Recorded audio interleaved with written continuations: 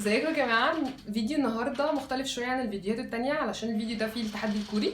التحدي الكوري ده المركز الثقافي الكوري هو اللي عامله. انا كنت باخد فيه كورسز كوري زمان. لو محدش عارف يعني انا بعشق الاكل الكوري، والفرصة دي جات لي لحد عندي.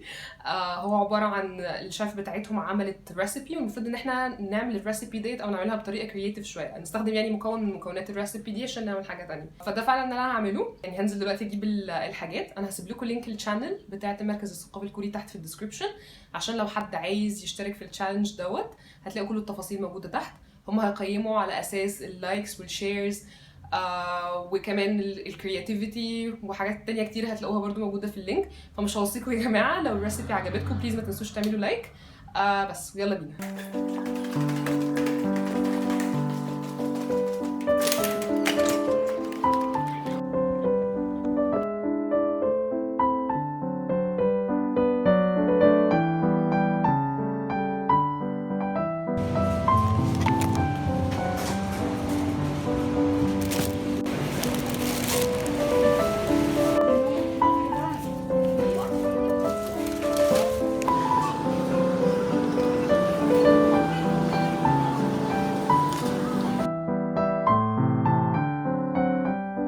안녕하세요. 저는 라원입니다.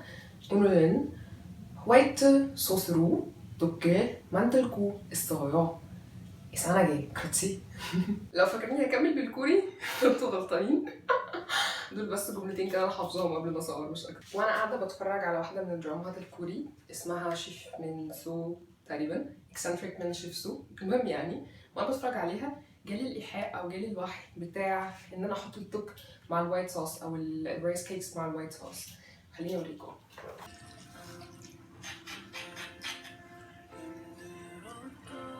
هحط التوك دلوقتي. بصوا مبسوطه ازاي بالاكله.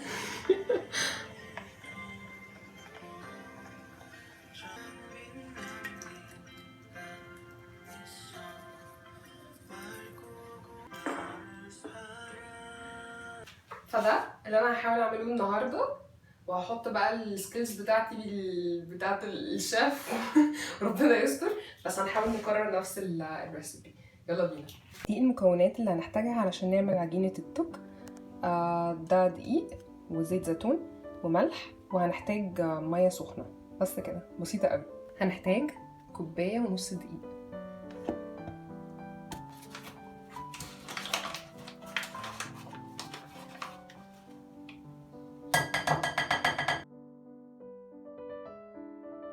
بعد كده هنحتاج نص معلقة صغيرة ملح، ومعلقة زيت زيتون، معلقة كبيرة. زيت الزيتون ده هو اللي هيخليها تشوي اكتر او بتمضغ اكتر. هنخلطهم مع بعض كويس. وانا هنا جهزت اهي المية السخنة، مية سخنة مغلية، وهنبتدي نضيف المية واحدة واحدة على الدقيق لحد ما تتكون العجينة عندنا. نبتدي نضيف المية. خلي بالكم من ايديكم متتلسعش.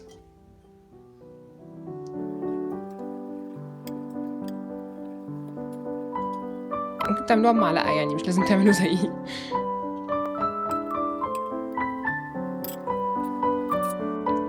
زي ما انتوا شايفين العجينة ابتدت تلم معايا، بس هي اول ما تلم معاكوا كده بطلوا حطوا ميه على طول. اهم خطوه بقى في العجينه دي هو اكشلي العجن. الطريقه اللي هنعجن بيها هنجيبها كده وبعد كده نزقها، نجيبها كده ونزقها كده ونزقها.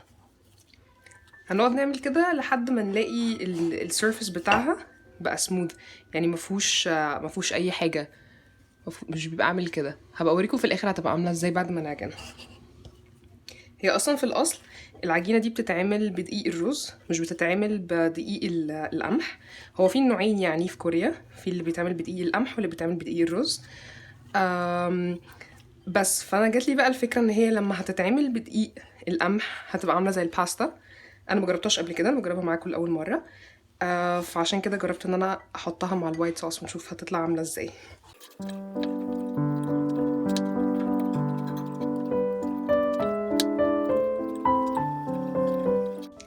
يا جماعه الوصفه دي عايزه عضلات باي قوية جدا. وحب عظيم للأكل الكوري. أنا بعشق الأكل الكوري علشان هو دايما بيبقى فيه البالانس ما بين الحادق والمسكر والحراق. بعد ما باكله بحس ان انا مش عايزه اكل حاجه تانية، يعني ساعات كتير جدا بحس ان انا مش عايزه احلي ولا اي حاجه، هو كده خلاص انا كفايه بالنسبه لي الاكله الكوري اللي اكلتها.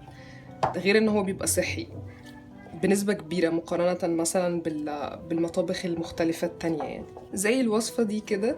أصلا اللي خلى إن أنا يبقى عندي interest في المطبخ الكوري هو هي الدراما الكوري. علشان كنت بشوفهم هما تقريبا مثلا 20% من الوقت في الدراماز بياكلوا، ده إذا ما كانش يعني 50% من الوقت. والأكل بيبقى شكله تحفة. فانا بقى كان عندي فضول اعرف ان هما ازاي بيعملوا الوصفات ديت، وابتديت اعمل سيرش. وانا مثلا بقالي دلوقتي 6 سنين او اكتر باكل اكل كوري على مدار في الاسبوع مثلا 3 مرات، اذا ما كانش اكتر يعني. ولو عليا اكله 24 ساعه 24 ساعه. الموضوع ريلاكسنج جدا يا جماعه. بغض النظر ان هو يعني متعب شويه، بس ريلاكسنج جدا. بصوا بقت حلوه ازاي. انا دلوقتي هجيب زيب لوك باج واحط فيها العجينه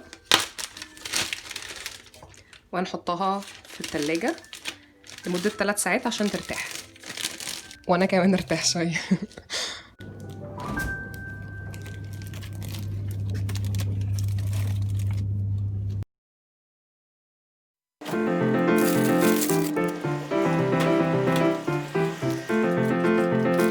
احنا خلاص طلعنا العجينه بعد 3 ساعات قعدت في التلاجة اهي. نقسمها 2. بصوا بتشوفوها بتلاقوها طريه جدا جدا جدا جدا بعد ما بتفضل في التلاجة، وبتبقى متماسكه اكتر بكتير. نفرد دي بقى. انا بس حطيت شويه دقيق هنا وهنا بس، وهبتدي افردها.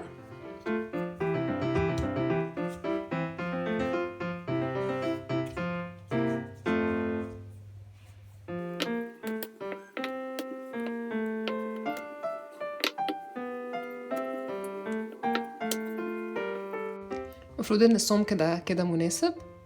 ابتدي اقطعها.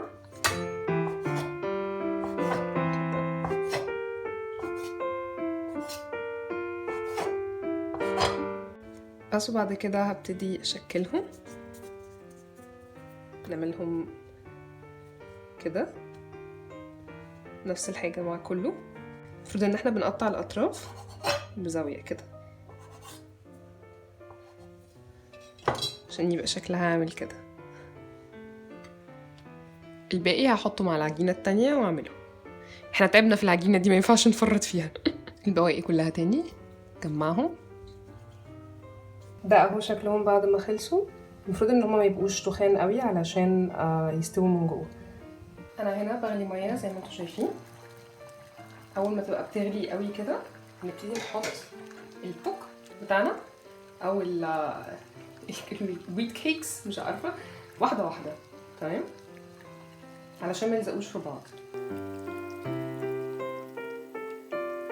انا عامله شويه رفيعين وشويه تخان، بس ان شاء الله يظبطوا في الاخر يعني. ما اظنش ان هما المفروض يبقوا بيرفكت، يعني مفيش حد يعرف يوصلهم للبرفكشن. انا بس هقلبهم تقليبه صغيره علشان ما يلزقوش تحت. المفروض كل شويه نقلبهم، والمفروض هيقعدوا يستووا نص ساعه، فاحنا هنجهز الحاجات التانية وهم بيستووا. هنحتاج بصل وثوم، فلفل حراق، بصل اخضر، وده بقدونس مجفف، زبده، وده بيف بيكن، مشروم، ودي كريمه، وجبنه بارميجان او اي جبنه تحطوها على الوش.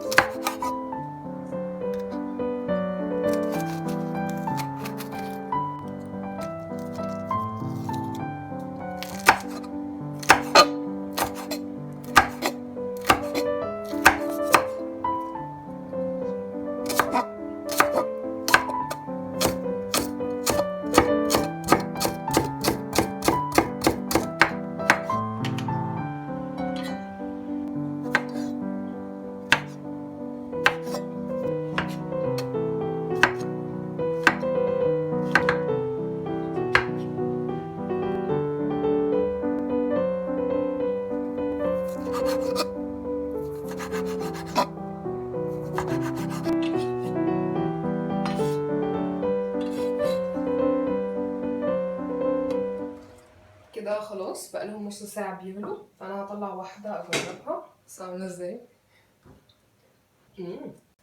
هاخدهم بقى من هنا كده، نحطهم في الميه الساقعه عشان دي بتشيل منهم الستارش الزياده او النشا الزياده وبتخليهم تشوي اكتر.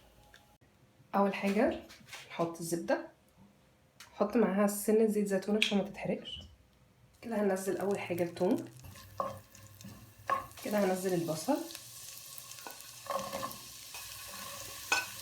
اول ما البصل يكبر هنبتدي نحط كل المكونات التانية بتاعتنا اللي هو المشروم والبيف بيكن والفلفل الحراق. لو ما بتحبوش الحراق ممكن ما تحطوهوش. دلوقتي زي ما انتم شايفين الكميه كبيره قوي، بس بعد كده المشروم هينزل ميته والبيف بيكن هينزل الفاتس اللي فيه، فمش اصلا مش هتلاقوا فيه حاجه في الطاسه تقريبا. يا جدعان الريحه تحفه، انتوا مش متخيلين بجد. انا قطعت كل حاجه بالطول علشان تبقى مناسبه لشكل الكوك. بصوا كده خلاص كل حاجه حجمها قل وكمان اخدت لون. نبتدي بقى نحط الكريم بتاعتنا. انا هحط لها لبن علشان انا عايزاها تبقى يعني فيها ميه شويه. هي خلاص اهي ابتدت تغلي. ابتدي بقى احط الطبق.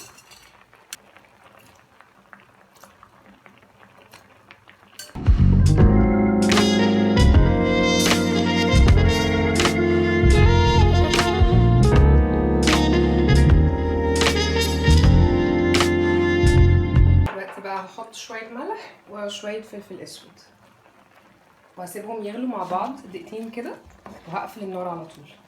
كده خلاص غلوا مع بعض وكله اخد طعم من طعم بعضه. انا هغرف بقى. اخر حاجه هنعملها هنبشر شويه بارميجان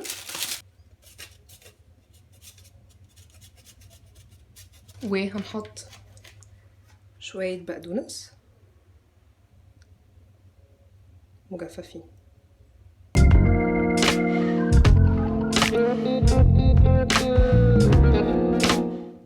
اخيرا هندوق اللي احنا عملناه. انا كان نفسي تعرفوا تدوقوا معايا.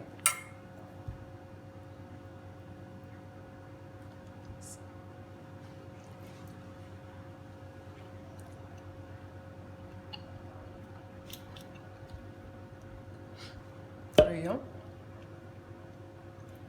ودافيه، حرقه سنه، فيها طعم سموكينس من البيف بيكن. بجد تحفه، لازم تجربوه.